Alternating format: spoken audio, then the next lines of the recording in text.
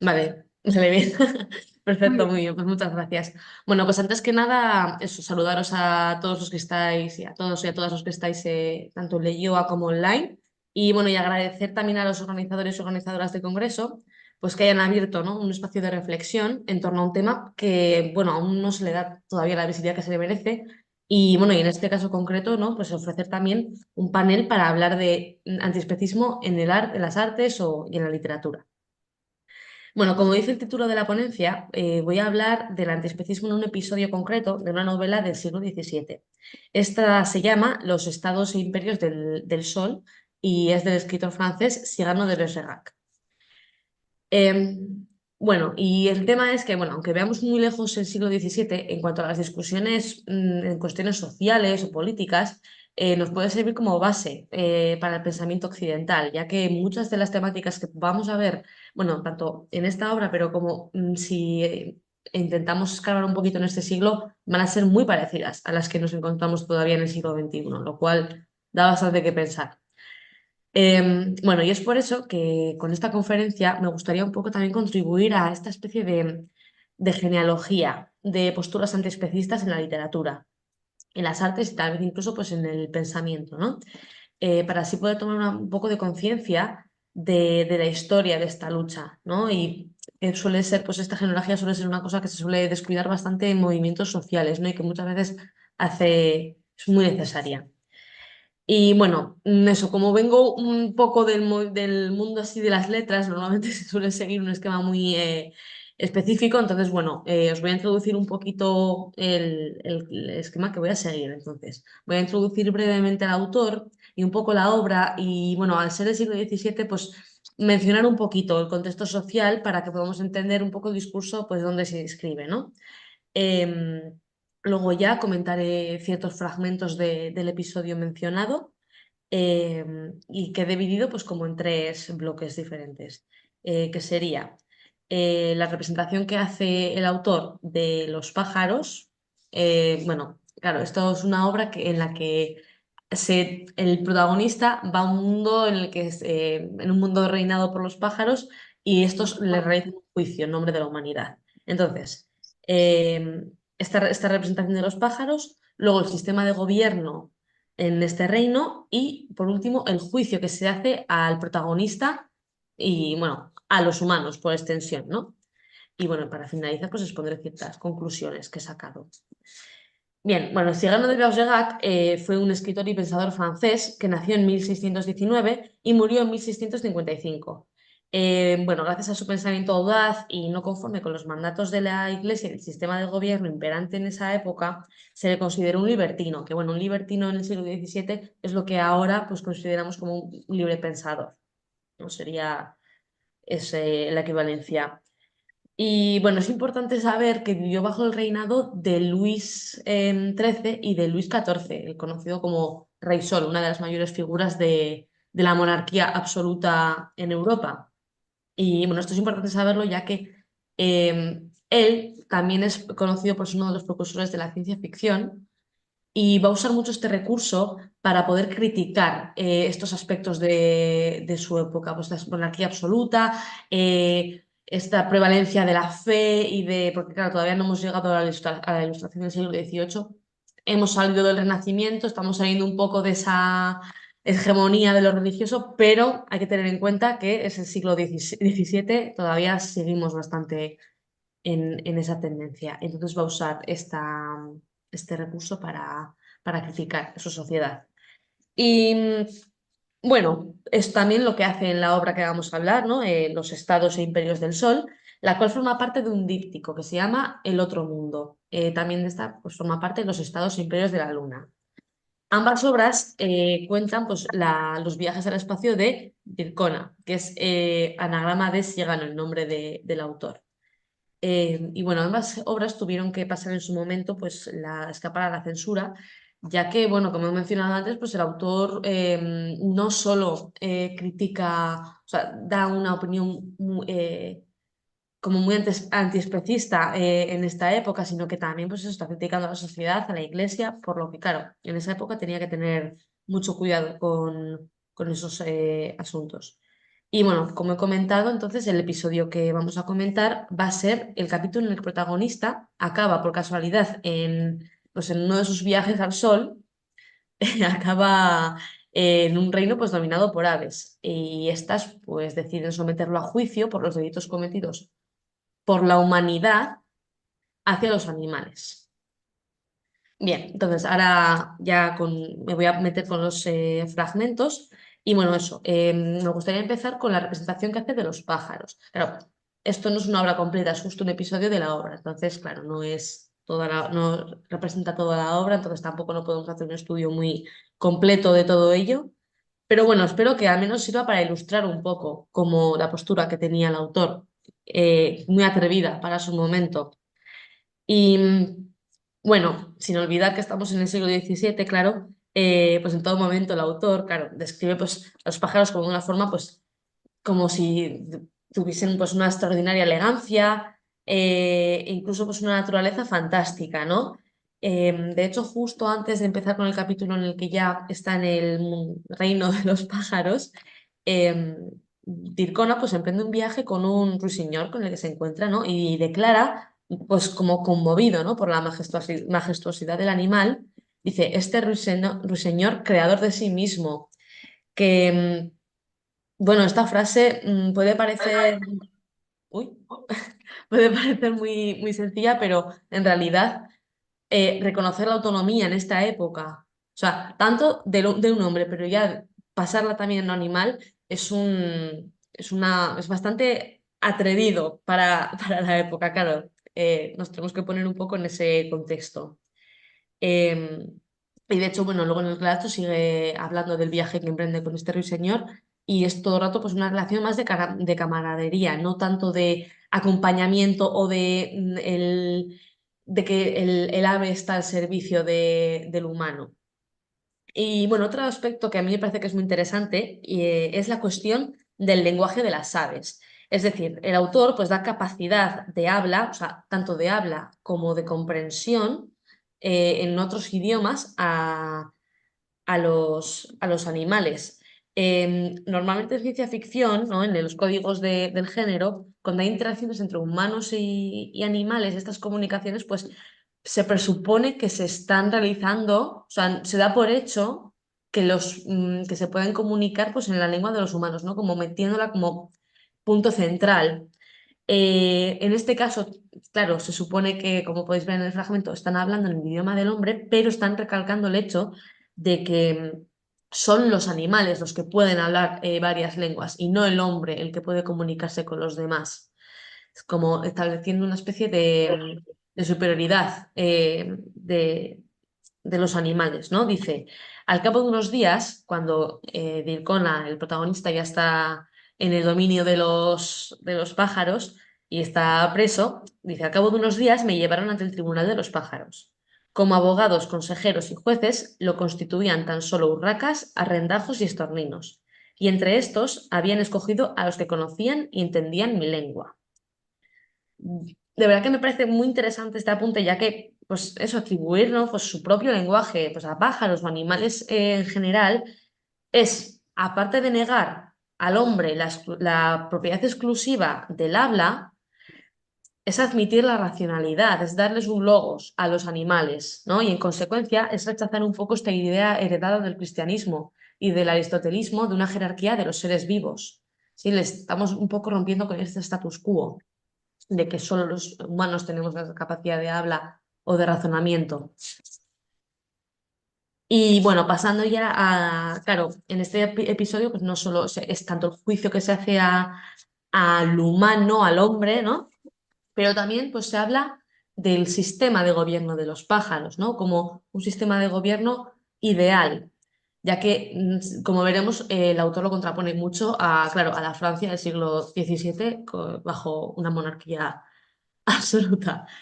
Em, claro, entonces eso, en relación con el sistema de gobierno y al proceso de elecciones de los gobernantes en el reino de los pájaros, ¿no? Eh, al describirlo, también está criticando, ¿no? La concepción que tenemos los humanos de lo que debería ser un líder. Y en un momento, una de las urracas que está en el juicio le dice, ¿no? al presuponer el protagonista que el líder era un águila, ¿no? Un ave fuerte, ¿no? Con mucha presencia, y le dice, ¿creíais vos acaso, me dijo, que esta águila era nuestro soberano? Eso es tan solo una creencia de los hombres, que como con muy gran verdad se dejan mandar por sus semejantes más grandes, más fuertes y más crueles. Tras esto, la urraca se dispone a explicarle los factores, ¿no? que ellas tienen en cuenta para elegir a sus gobernantes, los cuales, como veremos, difieren bastante de los que los humanos asignamos, ¿no? A personas que consideramos que tienen liderazgo o capacidad de líder. Dice, nuestra política es muy distinta, pues nosotros elegimos como reyes nuestros a los más débiles, los más dulces y los más pacíficos, y aún los cambiamos cada 6 meses para reemplazarlos con otros, también débiles, a fin de que a la menor ofensa podamos de ellos vengarnos. Los elegimos dulces para que, no haciéndose odiar de nadie, nadie tampoco los odie. Y queremos que sean pacíficos, para evitar así las guerras que son caudal de todas las injusticias. Otra cuestión que aborda el AVE es la duración del gobierno, sobre lo que asegura que cada semana bueno, nuestro rey convoca una asamblea en la que todo el mundo es recibido para exponerle sus quejas y así a esta asamblea concurren tan solo, o sea, perdón, y si a esta asamblea concurren tan solo 3 pájaros descontentos con la gestión del rey, este es desposeído y allí mismo se procede a la elección de otro, ¿sí? O sea, con tan solo 3 quejas se cambia automáticamente de rey y hay como una constante revisión del gobierno que hace. Mediante este sistema aseguran que así se garantiza que el poder no se estanque en una sola persona y que éste esté realmente al servicio del pueblo. Esto vendría a ser un poco, pues eso, lo contrario a las monarquías absolutas, las cuales pues podían durar, bueno, décadas, quiero decir, hasta que se acabase la vida del monarca del momento y donde pues no se tenía en absoluto en cuenta las necesidades del pueblo y los gobernantes gobernaban para sí mismos. Y bien, bueno, pues a medida que avanza el juicio, ¿no? Primero empieza, pues eso, con un poquito esta representación que se hace de los pájaros, luego nos presenta este mundo, cómo está regido, y luego ya se pasa a la parte un poco más en la que, claro, el autor a través de este juicio, a través de algo de los pájaros, critica al ser humano, ya que, bueno, pues este juicio no se refiere solamente a Dicona, claro, es en nombre pues, de la humanidad. Y bueno, la crítica que se impone sobre todo en este juicio es que estos, es decir, los humanos, han impuesto una dominación que no se basa en realidad en ninguna superioridad real. Y dicen, es, en fin, el hombre tan necio y tan vano que cree que perdón, y tan vano que cree que nosotros tan solo hemos sido creados para la diversión suya. El hombre que a pesar de la clarividencia de su alma no podría distinguir el azúcar del arsénico. El hombre que afirma que no puede razonarse más que con los datos de los sentidos, que sin embargo tiene tan débiles y más tardíos y más falsos que los de todas las criaturas. Sí, aludiendo a que no tenemos los sentidos tan desarrollados como los animales, de hecho, y aún así intentamos basar todo nuestro pensamiento en ello cuando los tenemos más limitados. El hombre, en fin, al que la naturaleza ha creado solamente para que hubiera en ella de todo, como ha creado los monstruos, pero al que a pesar de esto ha infundido la ambición de mandar y exterminar a todos los animales. ¿Mm?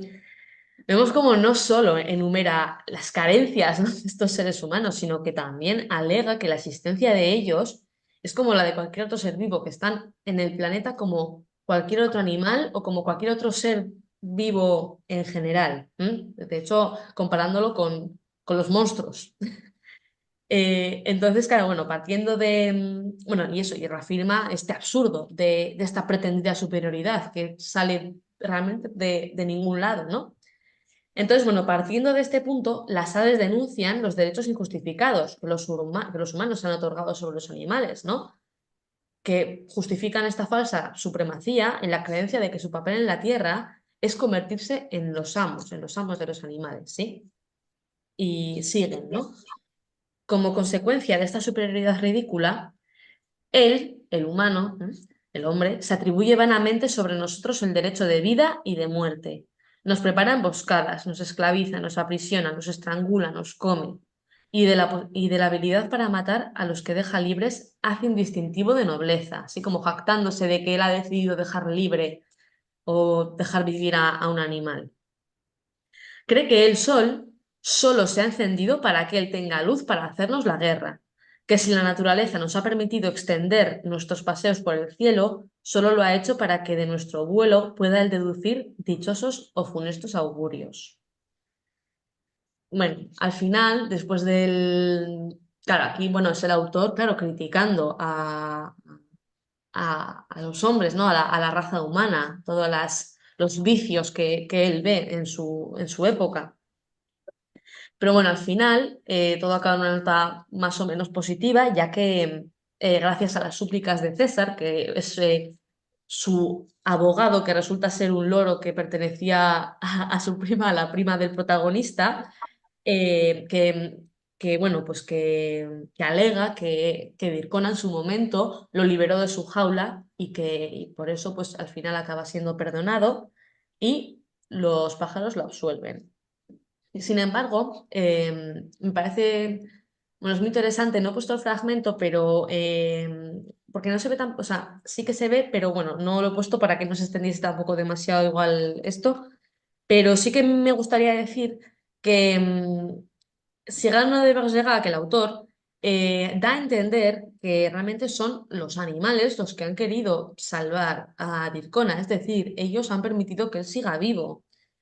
En esta época, claro, afirmaciones de este tipo pues podían ser muy controvertidas y discutidas pues tanto en círculos pues, religiosos como intelectuales, ya que la consideración que se hacía de los animales era de seres que estaban a nuestro servicio, al servicio de los humanos. Y claro, pues no hay que olvidar, ¿no? Que este legado del Renacimiento, el cual se apoyaba en los autores clásicos para afirmar la superioridad humana y que estos, o sea, y que el humano estaba dentro de, o sea, estaba en el centro de la creación, pues tenía mucha fuerza. Acabamos de salir del Renacimiento en el siglo XVII, entonces aún está muy presente esta concepción de el hombre humano está en el centro de la creación. Los animales eso, estaban considerados como máquinas al servicio de los humanos y de hecho, bueno, pues hasta nuestros días muchas veces hay voces que se rebelan, ¿no? Contra esta visión igualitaria de los seres vivos, ¿no? Y bueno, entonces, como conclusión, pues bueno, me gustaría decir eso, ¿no? Que el autor pues, nos está como dirigiendo una exhortación, ¿no? A cuestionar un poco nuestra naturaleza humana y esta pretendida superioridad que nos hemos adjudicado un poco. Y a estos principios del antropocentrismo, ¿no? Pues que eso, como hemos comentado, sitúan al hombre en el centro del universo.